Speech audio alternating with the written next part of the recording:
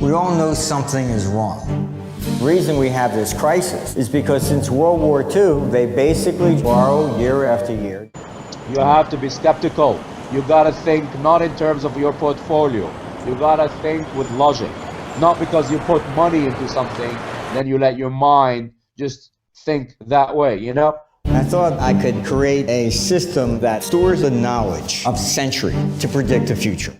However, this election, it turns out in France, the euro has gone to the barricades. Nothing will ever be the same.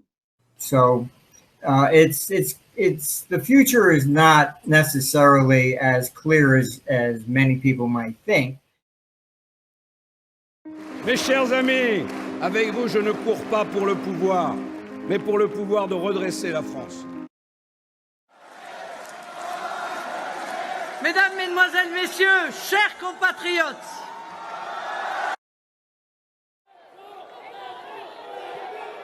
mes chers amis, merci.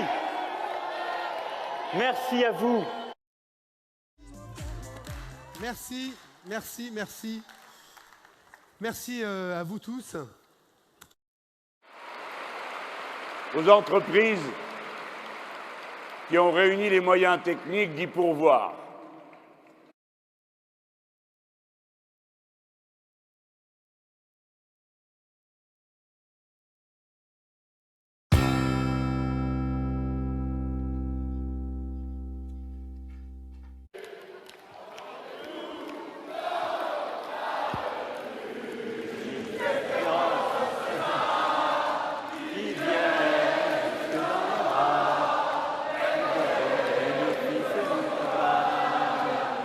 We all know something is wrong. The reason we have this crisis is because since World War II, they basically borrow year after year. You have to be skeptical. You gotta think not in terms of your portfolio. You gotta think with logic. Okay, guys. So here we go. And welcome to today's panel of the French elections. I am Ross Burland, your host, editor and analyst at FX Street, and I'm joined today by a very experienced and reputable panel of experts in the financial markets industry. While we are literally just a few days away now from the French presidential elections, where the population of France will go to the polls and vote for either their independence from the EU or for globalism, if we were to really get down to the core of what these elections are all about, and of which I'm sure our panel today will give us a good sense of what these elections mean for global markets, and indeed for what you as a trader or investor have come here to hear and even participate along the way today, as we will be welcoming your questions via the chat link, which is made available to you in this Hangout session, and of which we will gladly take your questions when time permits and answer those. So please don't be shy, and we look forward to those. There will also be a recording of this event made available on the website fxstreet.com sometime after the live session today, and I'm sure there will be plenty of good stuff from our experts that you might want to go back and listen to again. So without further ado, let's introduce the panel and let's get the show underway. So welcome panelists, all of which of whom are familiar faces to most of our audience, I'm sure. I believe we're in the same time zones today as well. So bonjour, Martin Armstrong, and welcome back. Thanks for joining us. We met last time in this way over the Trump elections, of which you and your computer predicted the outcome against all apparent odds. So we're going to be very interested, of course, to hear what your computer says about the French elections and what each outcome could mean for the global economy ahead. And for those of you that don't already know Martin, I suggest you look up the film The Forecaster. But for a quick introduction, Martin is an economist and founder of Armstrong Economics, and is best known for his economic predictions based on the economic confidence model, which he developed. And he is known for claiming to have predicted the crash of 1987 to the very day, as well as the Nikkei's collapse in 1989 and Russia's financial collapse in 1998. And of course, more to date, with us, Trump's historic and sign of the times victory. So thank you for joining us again today, Martin. And alongside myself and Martin, we also have the familiar Joseph, who is with us at the moment. He's ex-Credit Suisse interbank currency trader and trading desk manager, and will be joined a little bit later on by Ashraf, founder of ashraflaidi.com. So let's get cracking. Martin, to you first of all. Now, I introduced the scene as sort of a battle of globalization versus nationalism, and presumably we're all on the same page as that, and correct me if, or add something there if otherwise. But can I start with you, Martin, and ask us to give us an insight to what is going on in the world in respect to these elections, and what these French elections mean, not just to the French population, but also to Europe as a whole. And then later on in the discussion, I'm sure we can extend that thought to what this all entails for global markets, world politics, and the global economy as a whole. Well, I would say that the real issue of nationalism is pretty consistent throughout history, and it's usually sparked by a decline in the economic conditions that are there. And ironically, it also tends to be with the issue of immigration. In the United States in the 1840s, after the Panic of 1837, you had an awful lot of people, gun battles actually on the streets in Philadelphia. They were against the Irish coming in, and because they were taking their jobs. That's pretty much the way it is. So it's never any particular group. It's ever, I think, discrimination becomes fair. It's whoever's the last off the boat. That's pretty much the way it's gone throughout history. So, I mean, this is fairly typical that way. And the biggest problem for Europe is really the whole structure of the EU. They're just really trying to federalize it. And that is what's causing a lot of the problems. They didn't leave it with just an economic trade union. They really came up with this idea that they thought they would eliminate the potential of another European war if there's only one government. But they really didn't quite understand that it's more than just government. You have a lot of social, distinctions there. And actually, when I was over in Europe doing interviews for the forecaster, I explained, because I mean, the EU Commission originally came to me back in 1997. And so I was there. I know exactly what they did. And I told them that, look, the euro is going to fail unless you consolidate the debts. If you consolidated all the debts, like Hamilton did, you took all the debts from the states, then thereafter they have their own debts. But then you would have something to compete against the dollar. Then you have a market where somebody can call up, okay, fine, give me 20 billion worth of euros. Here we're back to having to test the credit ratings for every individual member. And that is really kind of like, can you imagine in the States if the reserves of banks were made up of the debts of the states and Mississippi went down, then everybody would suddenly be rushing around and saying, oh, well, which bank owns the most of Mississippi, So you don't have a single federal debt. And that is why the euro has never been able to really compete against the dollar. And largely, when I was asked by the European press, well, wasn't the single currency what made the U.S. successful? And I said, no, it was a single language. And over here, you ask an American, what are you? You say, I'm maybe 30% Irish, whatever. You don't find that over in Europe. Yeah, you find the occasional, mix, but, you don't see Germans going over to Ireland to marry girls or Italians going up to Scotland. So it's the language that keeps them separate.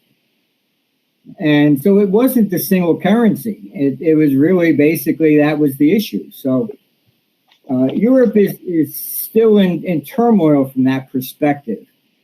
And they just don't get it. The politicians, when I spoke to them back then, I said, look, you have to consolidate the debt.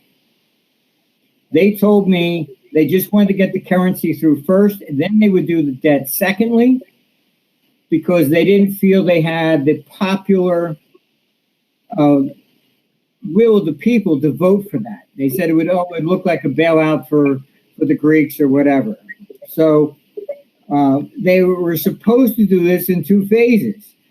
Of course, the first phase they put in, and they never went back to the second.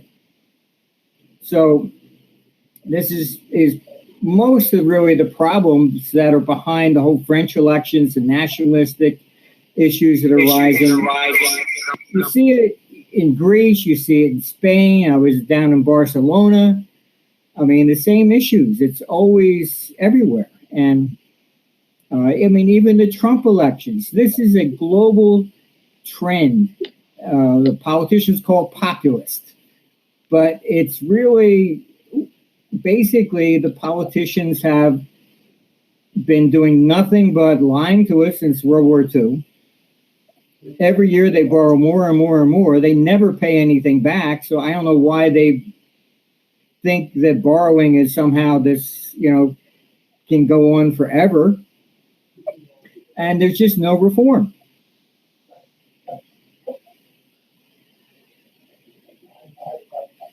Let's look at the French economy, and then perhaps we can then get into some of the feedback here.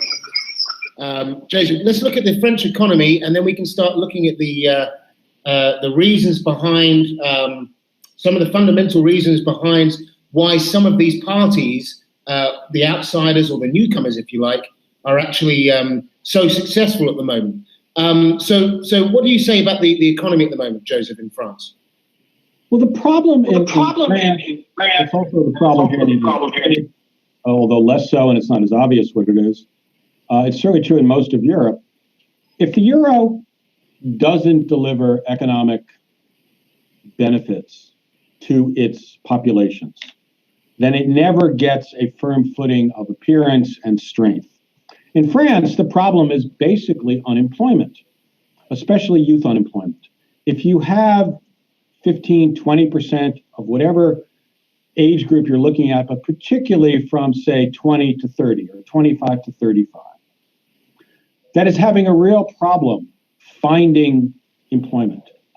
If you have a structure that makes it difficult to change employees, to hire new employees, where the state interferes or at least restricts to a great degree, the ability of a firm to be flexible, then you end up with a system where the people who have jobs keep jobs, and the people who don't have jobs can't find jobs. And this is what's behind, I think, the political movement. And it's not just France. It's there in Italy. It was certainly there in England. It's there in Spain, in Portugal. It was here somewhat in the United States.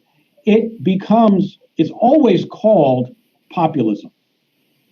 But populism is really just a term, and usually a slightly derogatory term, for movements of people represented by politicians who are out of power. It doesn't mean that their ideas and what they're trying to accomplish or who they're trying to represent should be taken as something which is not acceptable. It tends to get criticized that way by the people in power, by the media in power. So that's not unusual. If there were not an economic basis for Marine Le Pen, for the other candidates, for Mélenchon, although I hope that pronunciation is correct, then there would be no movement. Europe has a long history of political volatility, of political choice, much more so than we have here in the United States with a much more entrenched two-party system. So what you're seeing in Europe is not something which is ahistorical. It is very much historical.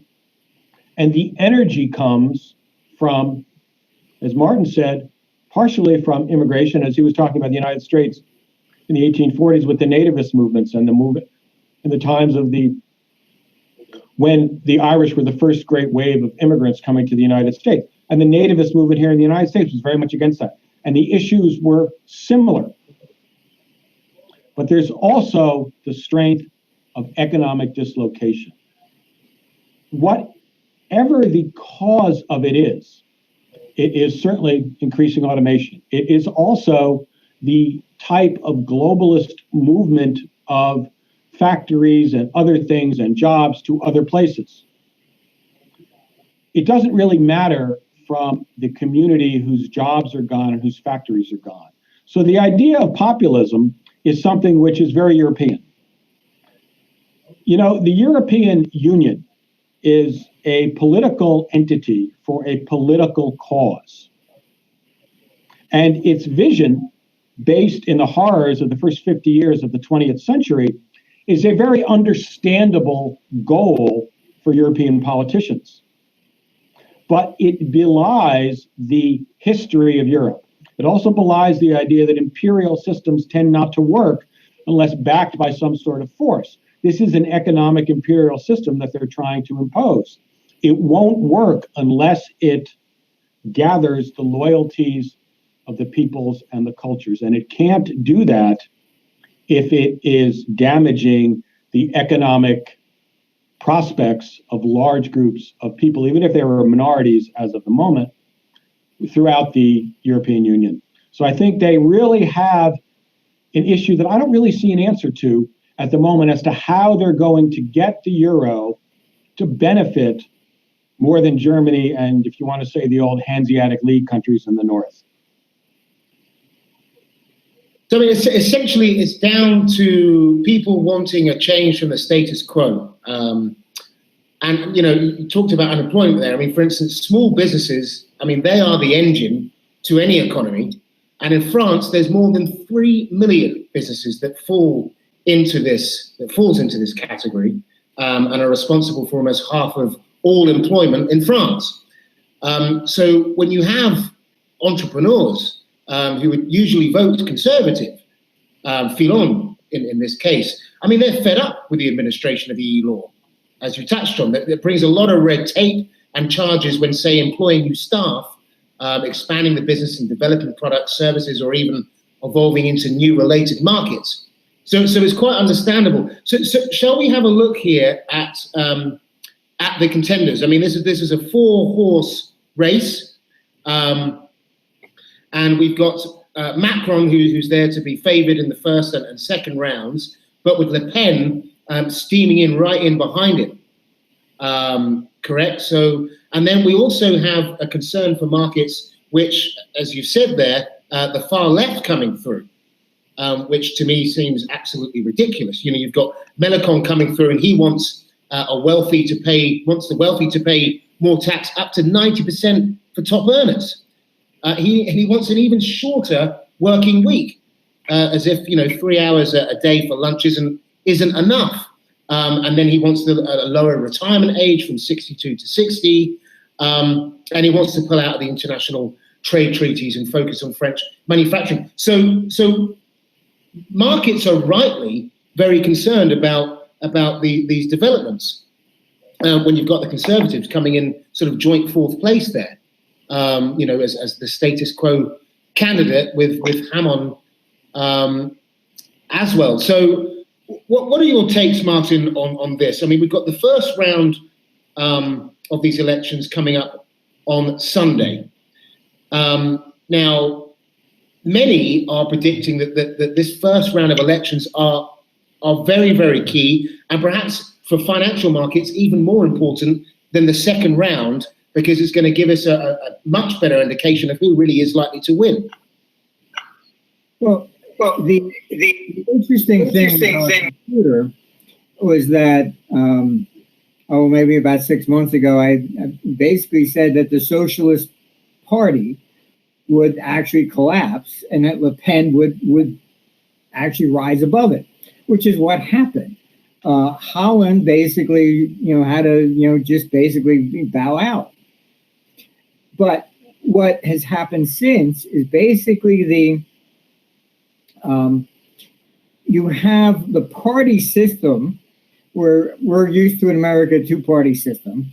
Over there, you effectively have had all the parties kind of disintegrate. And Macron just started his party in August.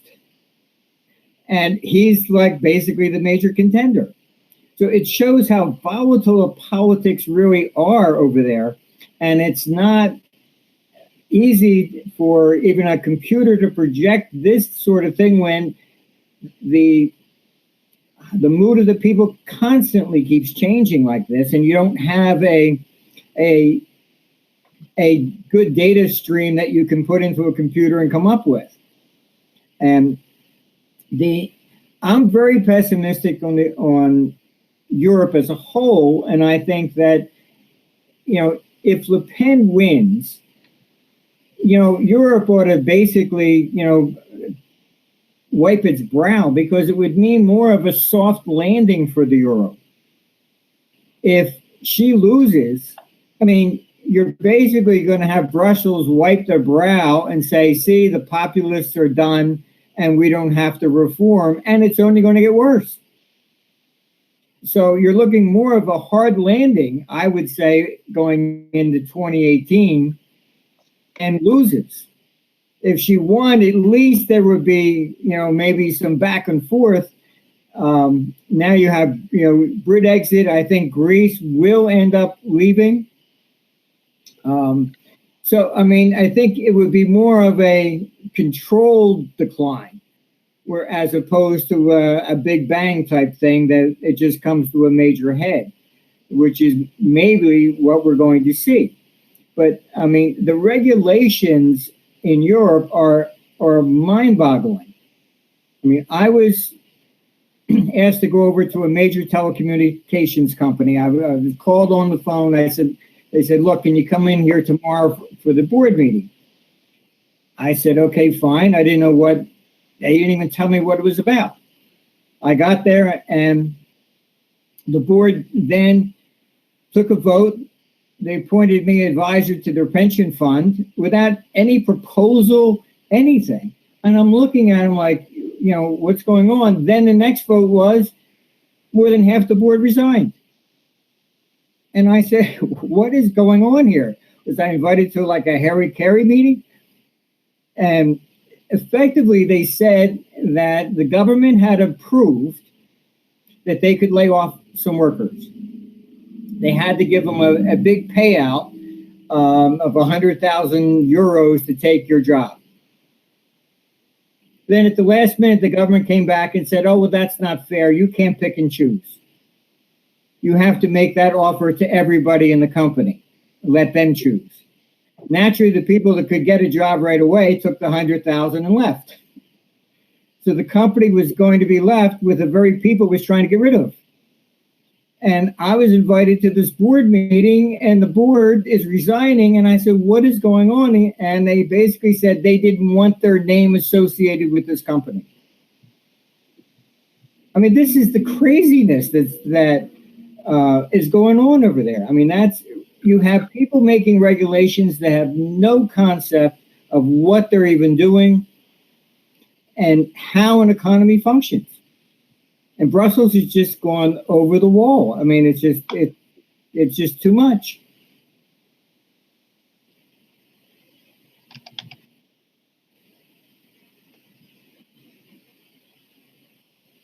Joseph, what are your take on this first round of the elections? Well, I think the most. Oh, we have an echo. Let me turn down see if this works. The internet is great technology, but it is as yet imperfect. The most interesting fact, I think, for the polls that we're seeing right now is that 40% of the French electorate has told pollsters they're willing to vote for candidates who either are advocating or considering leaving the euro and the EU. Now, I don't think any European politician of 20 years ago, when they put together, a little bit more than 20 years ago, when they put together Maastricht and the plans for the euro, which introduced in 1999. I remember I was sitting on the trading desk when the euro started trading on January 3rd, 1999. It was a seamless entry for a brand new currency. They did a very good job preparing the markets, preparing individuals for it. 20 years later, euro is fighting for its life as far as its loyalties amongst the population of Europe. I don't think anyone anticipated this. If, when you are putting together, and Martin's absolutely right, a system like this, you don't do the difficult things first, they never get done. And that's what the Europeans did. The difficult things, they've made a lot of rules about debt and debt to GDP ratios and budget deficits, none of which they enforced at the first chance unless you didn't have enough power to prevent it. The Germans and the French did not enforce it for themselves, they enforced it on other people. So I think the big problem here is that the euro has been, and the EU institutions have been unable to gather in sufficient loyalty from the people who they represent. It's the largest entity which has been successful in human history in getting the loyalties of its people is the nation state, backed up by a more or less uniform culture and language. It's something that a certain sort of philosophy or political philosophy, globalist you can call it now, both derides and thinks that's not the future, that's the past. But since we are talking about politics which are at base an emotional and an identity process, when and if the euro cannot and the EU obtain the loyalty of the people that they're representing, it cannot succeed. And I don't think that the bureaucrats and the European Parliament understands this particular aspect of it. You cannot succeed in a democratic society or even a non-democratic society unless you have a beneficial loyalty of your people. Look what happened to the Soviet Union. At the end, the Soviet Union fell apart because no one was willing to defend it, because it had no loyalty after 70 years of economic failures from its people. The EU is going down the same road, and it's quite far along that road. I had hoped that, or at least I thought, that Brexit might have given the Europeans enough pause to understand that they need to reform the institutions of the Union, or it's not going to succeed on the euro. I think Martin's right. If Le Pen wins, it will actually give the euro and the EU a second chance. Because will they start? It will be a shock. And what will they do? They will start to negotiate with the French government. If that doesn't happen and they maintain the course that they're on, I am rather pessimistic about this particular imperial endeavor surviving. So you think if Le Pen wins, she will rather negotiate France's position within the EU rather than just carte blanche and come out of it altogether? I think it will be. Yes, I do. I don't think. I mean, she has campaigned on leaving both the euro and putting the EU up for a referendum. But if she wins, there will be a very large block of French voters who are probably interested in staying. Institutionally and politically, as far as political institutions go, the pressure, much as in Britain, will be to stay, to reform. So I think there's a much better chance of, as Martin says, of the EU reforming to perform its function and to gain the loyalty of its people if Le Pen wins. Does she eventually pull France out? I don't think that is a guarantee at all, even though that is what she's campaigning on.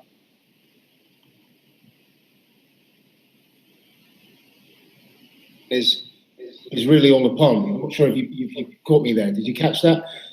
Her big thing is immigration. Is that right? Borders, correct?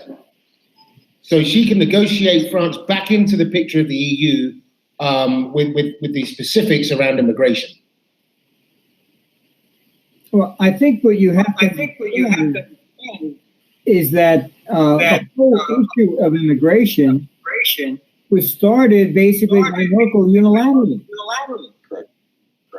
I mean, this was never put up where all the countries agreed.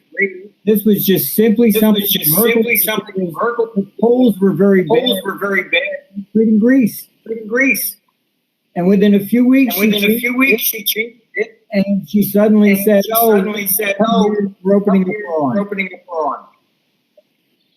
So that's part of the problem. Nobody else voted for that. Mm-hmm. You know, but when it comes down to it, who are the ones that are most affected? Any individual European country decide immigration policy for the rest, which is what Germany has done by permitting immigrants for laudable humanitarian to make that case. But once you're inside the euro, you have inside the eurozone, inside that immigration zone, you have free travel. There are no border impediments. For Merkel, for whatever reasons, and you could say perhaps it's the decline of population in Germany. They need workers, they need people. She ends up deciding immigration policy for other countries. And this doesn't work from a nationalistic and from a populist and from a cultural point of view. And I think they're realizing this now. But the thing about the immigration is this. I mean, correct me if I'm wrong. I might need to fact check this, but I believe there have been about 20 isolated incidences of terrorist attacks in France alone since 2015.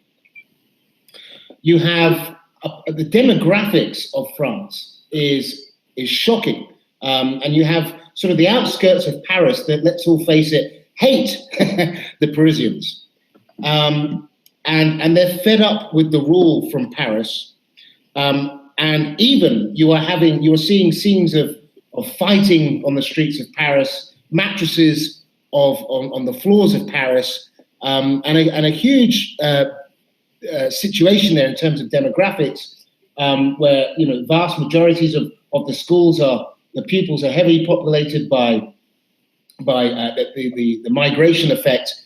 And when we cast our minds forward and say 20, 30 years time ahead, what is Europe going to look like?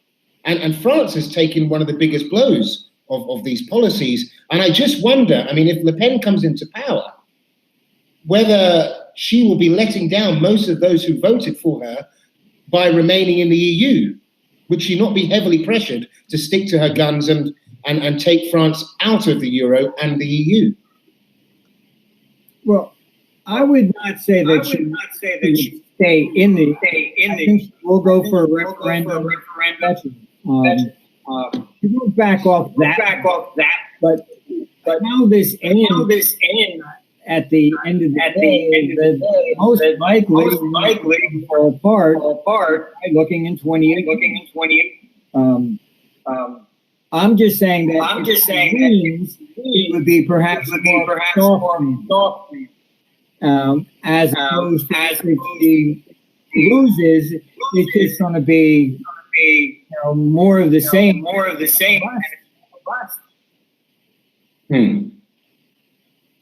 That gets you your hard. It's not a fight. But you have to understand that I mean, politicians are simply live in their own world, and it doesn't matter. I meet with governments around the globe, and it's always the same.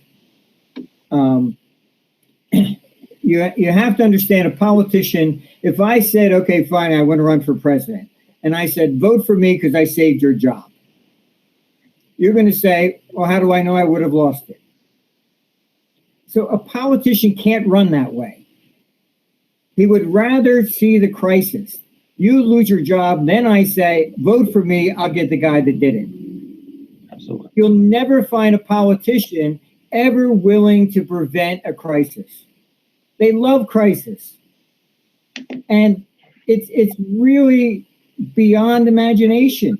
I mean, with the 07 crisis, I got a call from the House Banking Committee, And they were asking me a question, why did Lehman fall in 24 hours? I said, because of repo. The response was, what's that? I said, what you regulate? I mean, you can't make up this stuff. People think that just because they're regulators, they have less experience than anybody I've ever met in the industry. They typically go from right there. That's it. I mean, they have, you're lucky if they can tie their shoe or walk with, chewing gum at the same time. I mean, I certainly can't think of any crisis, of any financial crisis that was ever prevented by regulators. They almost always are reactive. The old line about generals always preparing for the last war. Well, regulators do exactly the same thing. There isn't any sense that because the financial system will always come up with more innovative ways of doing something. That's what they do. That's their incentive. That's their benefit. And they're smart people, and they're very motivated to get this done. The regulators are often lawyers who have very little experience in the industry that they're working in or that they're supposedly regulating, and so you end up with a jumble. This is the problem here, but it's much more the problem in the EU.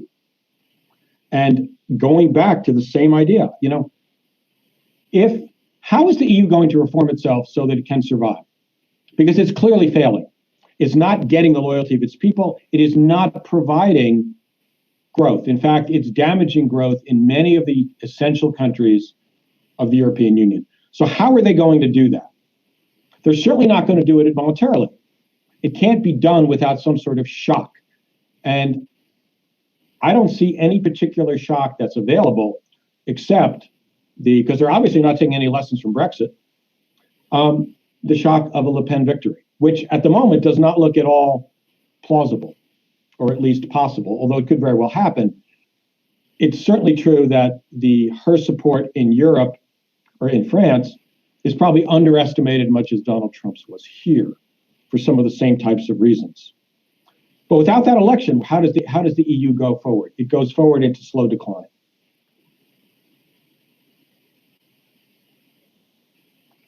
Yeah, we've got a comment coming through here from YouTube, Junior B. He says, the sad thing is, all the regulations are on purpose to slow the economy and retain control. What do we think? I would say it's not intended to slow the economy, but it is definitely intended to maintain control. Right. They have never seen anything they don't think that shouldn't be controlled. I mean, that's just the way it is. And the more they can't control things, the excuse is, well, I could have if I had more power. So ultimately, any republic always becomes an oligarchy, and then it just becomes more of a dictatorship and then collapses. Historically, not one republic has ever lasted, period. I mean, if that's not a true statement, we all should be still speaking Babylonian, Or maybe Latin, although some of us still have studied Latin. Bureaucracies produce their product are regulations. That's what they produce. Their natural tendency in every system, whether it's Roman or Babylonian or anywhere else, is to grow and produce their own self-interest is to produce a greater area of control for their own regulations. This is just human nature. It's the nature of human organized society. And unless it is strictly controlled, and it has never been successfully strictly controlled over long periods of time, you end up with where we are now. And it's why you end up with recurring crises of these things. But the Europeans have, in addition to their bureaucratic problem, they have a serious and growing demographic problem. And modern industrial culture has never experienced declining populations. Japan is just starting on it, and I believe the Russians are as well. Although you can make some arguments about where the Russians are in that sort of idea of a modern liberal democratic system is showing how liberal democratic.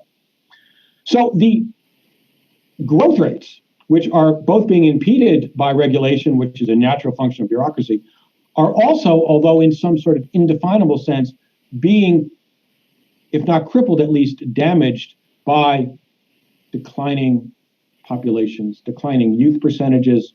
It fits in with the idea that entrepreneurship and new businesses are forming at much slower rates. So this is a pending crisis for the Europeans as well. I don't quite see where they get, because it has been true in every instance in the modern world that rising economies and rising standards of living produce fewer children. But at some point, the cultural aspect of the future seems to be muting. And this is a crisis for the Europeans, which no one has dealt with really at all. Okay, guys. So let's move on to what we might expect from the markets. So the first round of elections are on this Sunday, European Sunday. What are we expecting the outcome to be? For instance, say Le Pen were to win, she needs to win these first round elections to get momentum into the second, correct? So on the idea that Le Pen would win outrightly, what are we expecting to see in the euro? And in terms of the second round, and then of course we have the parliamentary elections in June the 7th, I think it's June the 7th, is it? Joseph, this is to you. What are you expecting to see as a market? Let's go through the various outcomes and what we might see in the markets in terms of the euro. Well, I think right now, I mean, what we have factored in, of course, are, the polls. The reason we had such a wonderful bout of volatility after the American election was because no one in the polls, pretty much no one, predicted, except for Martin, and I said perhaps, predicted that Donald Trump would win. So you had a completely unexpected reaction from the markets. I don't think you're going to get that this time. If Le Pen does not make, let's put it this way, if the poll leading in the polls now are Macron and Le Pen, and if they win, you will not get a great, if they go on to the second round, I don't think you'll get a great reaction, because that is the expected result right now. If you get Fillon and Macron, I think the euro would probably go up, since the candidate who is most anti-EU and anti-euro, Le Pen, would not make it. If you get Fillon and Le Pen, I think the result would be pretty much the same as Le Pen and Macron, Le Pen being the key element in that return. If you get Mélenchon and Le Pen, and then you have the type of unexpected result, both heavily anti-EU, one is negotiation, one says we're going to just pull out. And there, I think you would get a severe hit to the euro and probably to most of the European stock markets as well. So it depends on what you get. As you're looking at it now, I don't think you're going to get a great real reaction either on the equities or on the currency side if the two frontrunners win. The key to that is Le Pen, and the key to extreme volatility is Mélenchon, if he makes it into the top two. And Martin, have you got anything there for us? What's your computer saying, and what's the outlook from your side of things? Well, as I said, and the computer did the Trump forecast, which was excellent, and also the Brit exit. But there we have databases. We have a long feed of results to like a market to project the forecast from. Here we've had basically a disintegration of all the various different parties, and it looks as though you have Macron, who just started something in August, is neck and neck with Le Pen. So assuming this is where we're at, and one poll I did see in France said that about up to 40% of the people were still undecided. I mean, that's a pretty huge bet. but I would agree is if Le Pen's in there, that's fine. That is the expectation. The markets are probably still going to consolidate and waiting to the second round. Then things will get a little bit more dicey, depending upon who wins. And but I would expect that the majority of people, the response to the market will be wrong. They'll think that if Le Pen loses, oh, okay, the euro, it will survive, it's going to be okay, and you'll get a bounce in the euro, but it's just a dead cat bounce. It's not going to be something that is long-term sustainable, and that's because of the underlying economic conditions. As he's been saying, the unemployment, when you go south, unemployment of the youth reaches 60%. Even if you look at the latest consensus data in the United States, it is quite shocking. But this is all part of taxation. We have people, kids that are living with their parents into their 30s. I mean, it's at an all-time record high. You have, even in the United States, you have the issue of you can't go bankrupt on student loans. Obamacare was basically forcing the youth to pay for insurance they didn't need. We've been exploiting the younger generation, and the result is they're in their 30s living home. In Europe, it's even worse. So economically moving forward, I don't see this really being resolved. I think it all comes to a head starting in next year in 18. But as I said, if Le Pen loses, you'll get the bounce in the euro, and they'll say, oh, see, it's all over with, populism's dead. But it will not be sustainable. It would be a great short. I agree. One of the things that the youth unemployment is at the rates that are constant and apparently acceptable in Europe.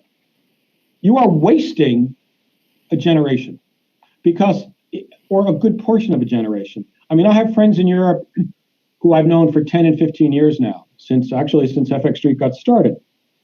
And I remember when they were 25 and they were looking for jobs with great hope. And many of them have never found, and these are very smart, talented, multilingual people, not like myself who speaks basically English and remembers a little bit of Latin. And for years, and for many of them still now, they don't have a settled career because they can't, and not because they're not talented, and not because they're not smart, because the economy is not providing the types of jobs. It's almost immoral. You waste the abilities and the talents. If you don't have a career choice by the time you're 30, 35, it becomes increasingly difficult to achieve things. It's possible, but it's very hard.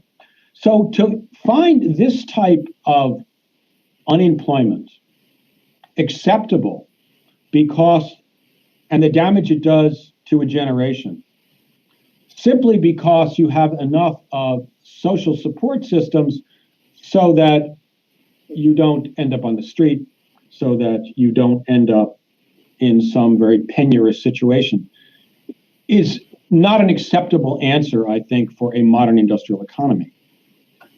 And this, unexpressed as it is in much of the rhetoric, is, I think, what's fueling the French 40% willingness to vote and more. It's probably understated, for something that a generation ago they were foursquare and some of the strongest supporters of, and that's the euro. There is a movement here which, as we've all both noted, everyone here has noted, is not limited to Europe. It is a function at some point of modern industrial economy, and it hasn't been dealt with very successfully. The other issue that Europe has is that they don't assimilate immigrants very well.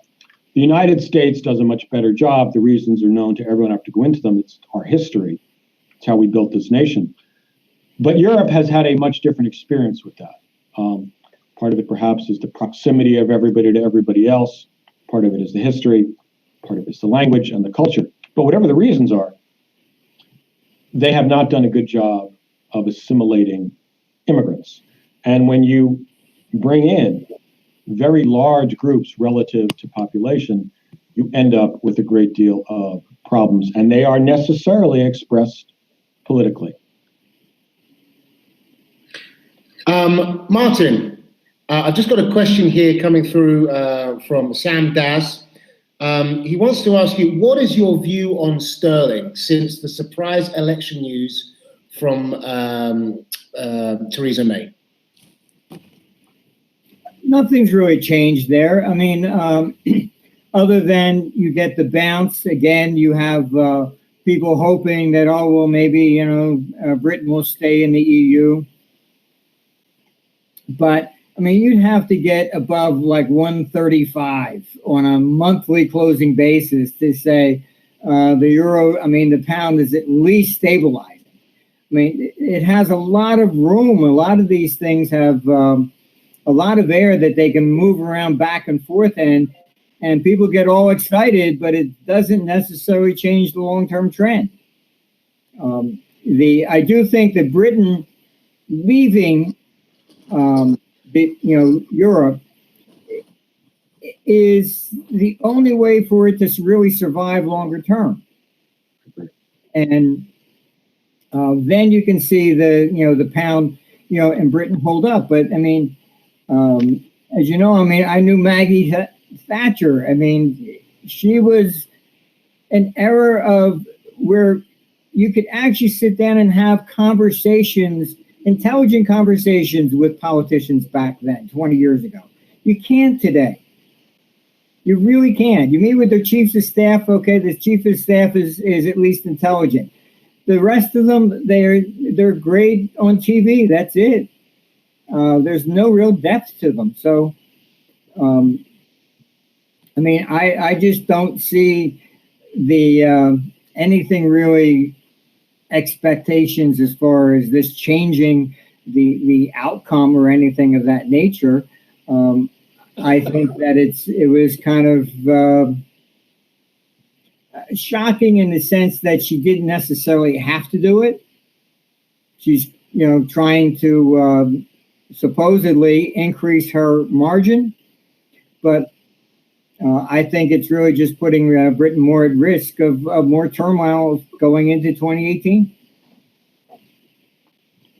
And last question, guys, and then time to wrap up. I'll put this over to you, Joseph. We've got a question here coming in from SK Karim. Presumably this is in regards to the French elections. What are the best pairs to trade over the event? Over the French election? Yeah. An interesting question. The likely pair, of course, but whatever pair is necessary to trade, and I would simply say it would be depends on the type of result you're likely to get out of the French election. Because, and I'll give you a specific, but there really isn't any particular pair that's going to go with this election, because the market is going to respond to the degree of unexpected results and not much else in the result. So if you get an unexpected result, then you want to be in the euro, and you certainly want to be short the euro. You could be long the dollar. You could certainly be long, except against the yen, because you're probably going to get some sort of reaction into the yen as some sort of safety currency. In Europe, again, this is, you get an unexpected result from the election. You would probably want to be long the Swiss franc, again, for the same reason. Not knowing how it would play out, an unexpected result would excite the safety trade into the dollar, with the exceptions of what I just mentioned. So that's the way you would want to look at it.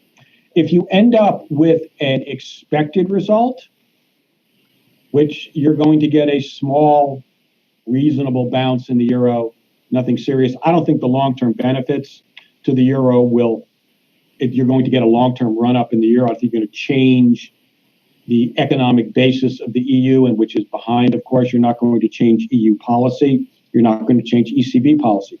But you will get a small reaction up, perhaps, in the euro. But that's about it. It's not a particularly currency-based, as far as a pair goes, election. It is very much one based on general market volatility and expected or unexpected reactions.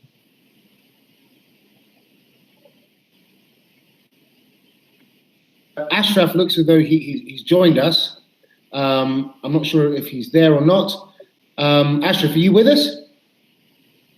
If so, we'll put a couple of questions to you. If not, I think it's time to wrap up. So thank you very, very much, both Martin and Joseph and Ashraf, for coming a little bit later on there. I think that was very insightful. I hope our audience have got some good substance out of that to equip them into these elections. And you never know, we might be asking you back for the round two, Martin and Joseph, so be ready. And once again, thank you very, very much. And for the audience, we'll be making a video. This will be up in the next couple of hours on the FX Street website if you want to go back over this panel and pick out some of the best bits there for your trading plan. So once again, thank you very much. Au revoir and good luck. Au revoir. Thank you, Ross. Take care. Bye-bye, Martin. Goodbye.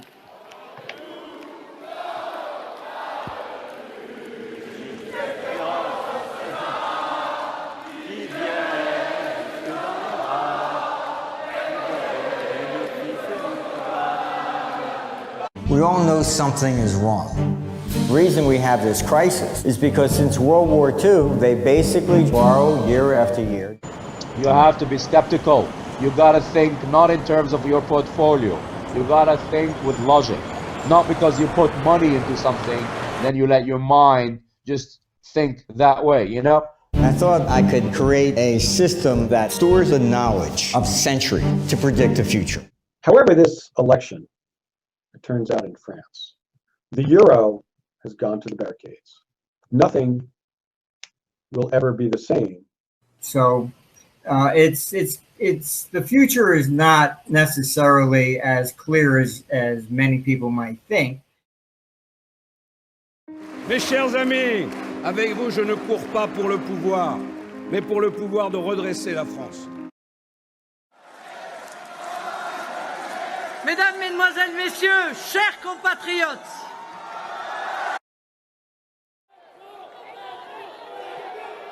Mes chers amis, merci. Merci à vous. Merci, merci, merci. Merci à vous tous.